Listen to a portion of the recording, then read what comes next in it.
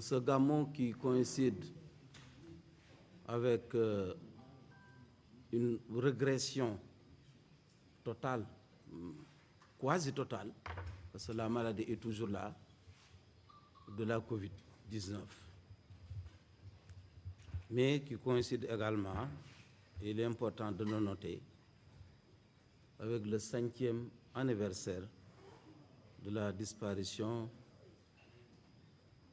de l'honorable guide religieux, Seydi Hadji Malick Sy, radiyallahu ta'ala anhu. Donc c'est un honneur pour nous aujourd'hui et une chance de présider cette réunion-là qui coïncide avec cette importante date historique, à savoir donc le 5e anniversaire de la disparition de Seydi Hadji Malick Sy, mais qui coïncide également avec aussi la relance, après presque 2 ans de non-organisation de cet événement pour cause de Covid. Donc, pour dire que cet événement est parti pour battre tous les records d'affluence, ce qui implique vraiment la prise en compte de cette dimension des points de vue sécuritaires, sanitaires, l'hydraulique,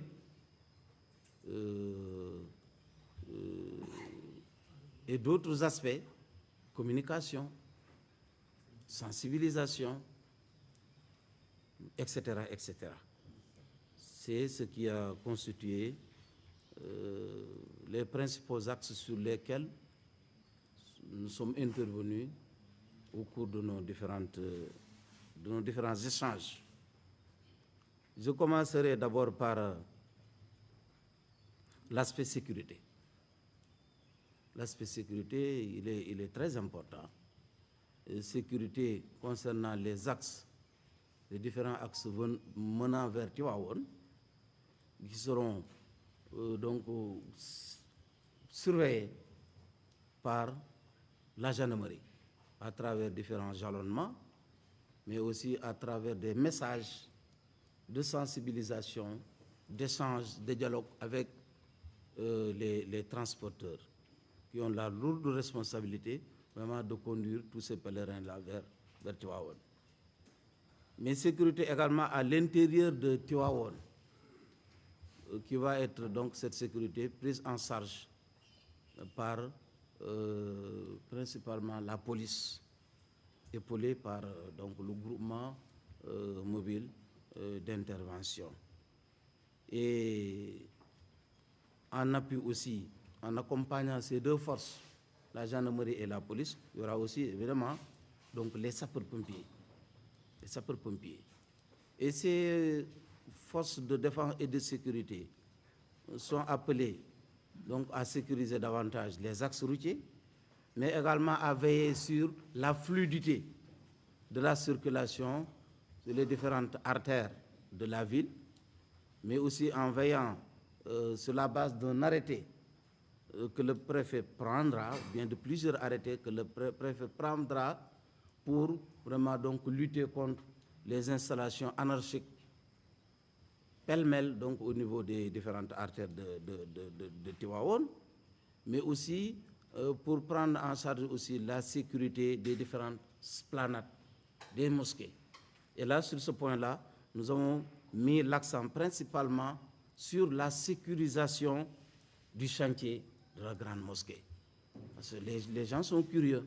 Certainement, il y aura des gens qui vont essayer de tout faire pour braver cela et peut-être monter sur des échafauds, etc., etc., avec tous les risques que cela comporte. Donc, nous mettrons l'accent aussi sur cela.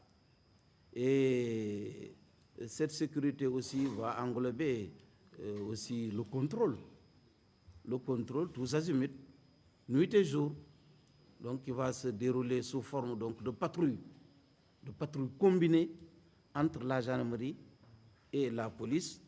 En tout cas, pour l'objectif, c'est de mettre la peur, en tout cas dans le camp des soi-disant malfaiteurs. Ils viendront au Gamon et qui n'auront rien à voir avec le Gamon, mais peut-être qu'ils viendront pour autre chose. Ils nous trouveront sur le terrain et que je crois que nous allons sécuriser ceux-là qui viendront pour vraiment, véritablement prendre part à cet important événement religieux. Et nous allons sécuriser évidemment aussi les routes à travers aussi le dispositif que mettra en place les sapeurs-pompiers. Les sapeurs-pompiers en rapport avec les structures aussi de santé. Parce que toutes les structures de santé le long des routes seront mises en état d'alerte. En état d'alerte, les différents hôpitaux, plus particulièrement l'hôpital de Tivaouane,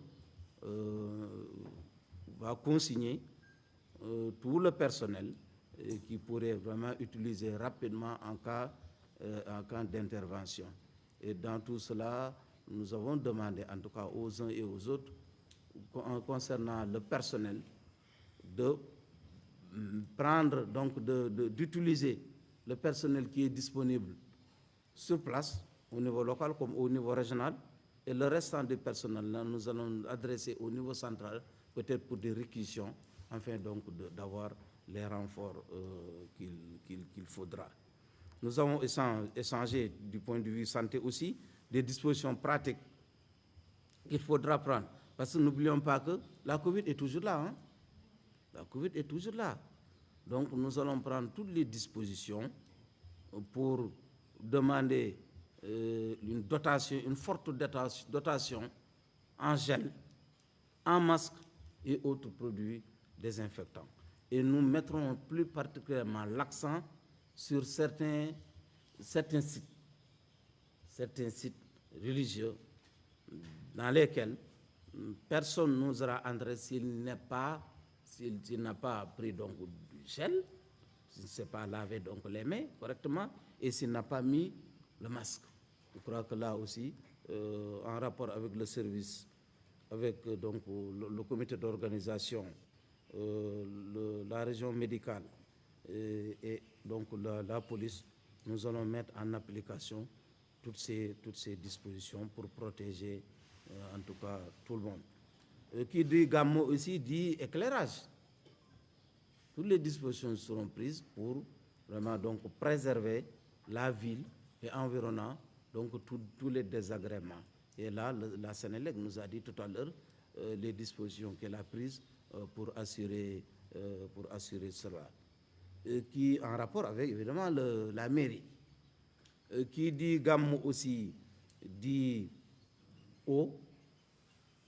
Les dispositions là aussi seront prises pour renforcer le ravitaillement en eau, en quantité et en qualité, en rapport avec la SONES, la CNO, mais également les services de l'hydraulique. Je crois que, ainsi de suite, le commerce aussi, le service du commerce va anticiper sur en tout cas l'approvisionnement de la ville en denrées de première nécessité pour qu'il n'y ait pas vraiment de rupture. Parce que quand il y a rupture, commencent les spéculations vont commencer et on ne pourra plus arrêter donc l'inflation au cours donc de cet événement-là. C'est extrêmement important. Le reste, c'est une question d'hygiène.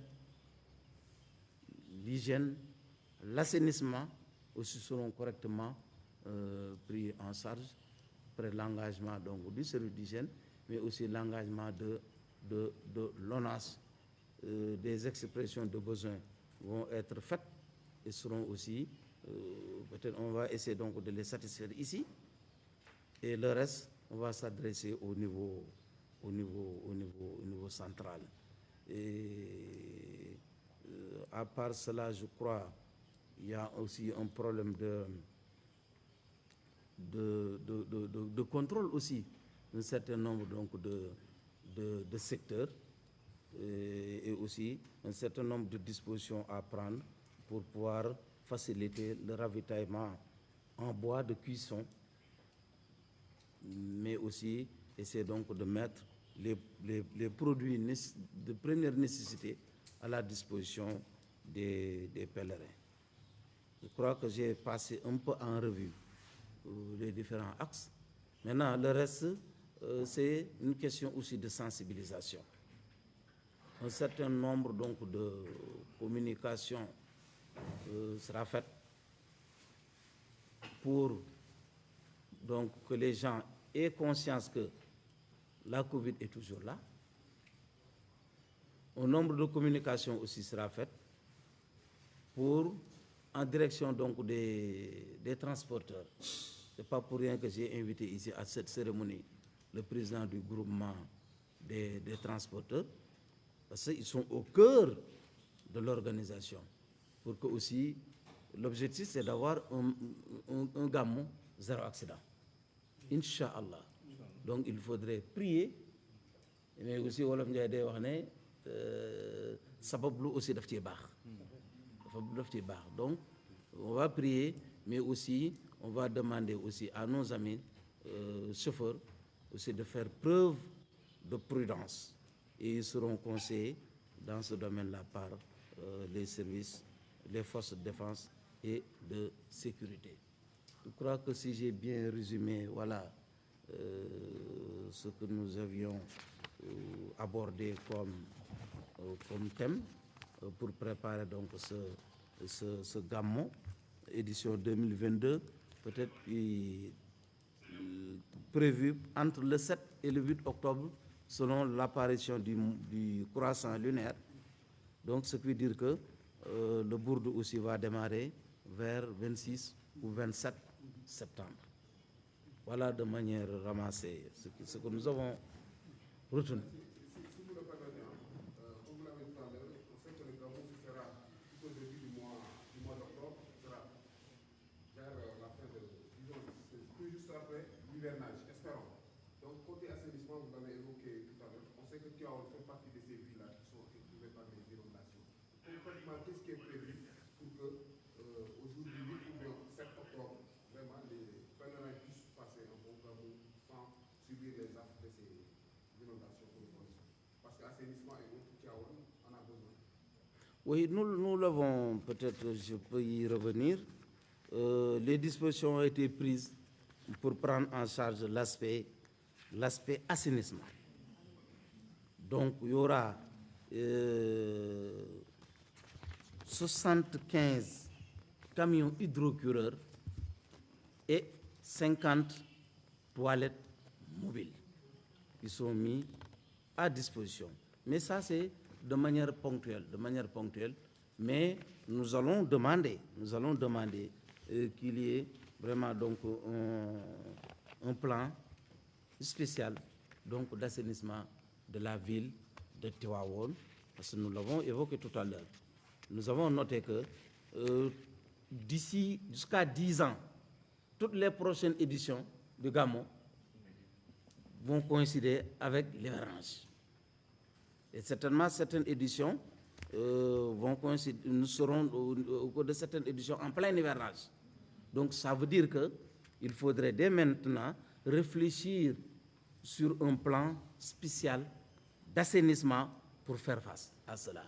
Non seulement du point de vue assainissement, vous me permettrez même d'aborder un autre aspect, mettre en place une batterie donc, de chapiteaux démontables mais fixes qu'on mettra donc au niveau des esplanades des différentes mosquées pour que quand le Gamou coïncide avec donc, le plein hivernage et qu'il y a donc des orages, que tout ce monde-là puisse se mettre à l'abri tout en suivant vraiment donc l'événement. Voilà donc ce que nous avons décidé, nous en sommes conscients et nous allons le signaler. Mais pour ce Gamou aussi, je crois que les dispositions ont été prises pour faire face. Même récemment, il m'a été demandé, et je l'ai demandé au préfet, l'expression donc de besoin en matière de camions hydrocureurs, donc pour dire que le niveau central a déjà pensé à ça et avait déjà un plan d'anticipation à ce niveau-là.